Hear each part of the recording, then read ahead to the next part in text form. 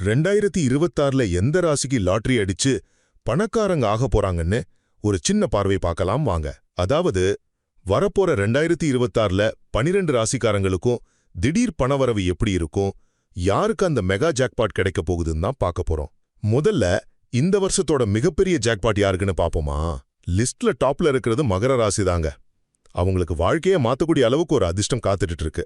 ஆமா, கிட்டத்தட்ட 60 லட்சம் வரைக்கும் ஜாக்பாட் அடிக்க சான்ஸ் இருக்கு. அவங்களுக்கு அடுத்து சிம்ம ராசிக்கு ஒரு 50 லட்சமும் கடக ராசிக்கு 40 லட்சமும் கிடைக்க பிரகாசமான வாய்ப்பு இருக்கு. ரெண்டாவதா, அதிர்ஷ்டம்னா அது லாட்டரியில மட்டும்தான் வரணுமா என்ன?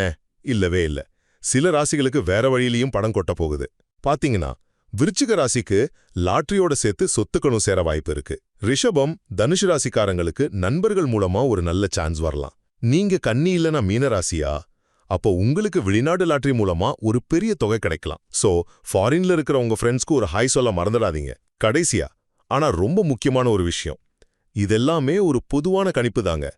நிஜமான அதிர்ஷ்டம் எவ்வளவு பெருசா இருக்குங்கிறது உங்க சொந்த ஜாதகத்துல கிரகங்கள் எவ்வளவு வலுவா இருக்குங்கிறத பொறுத்து தான் அமையும். சோ சுருக்கமா சொல்லணும்னா 2026 நிறைய பேருக்கு பணமழையை கொண்டு வரலாம். ஆனா அந்த மழையில நனையறதுக்கு உங்க ஜாதகம் தான் உங்க கொடை.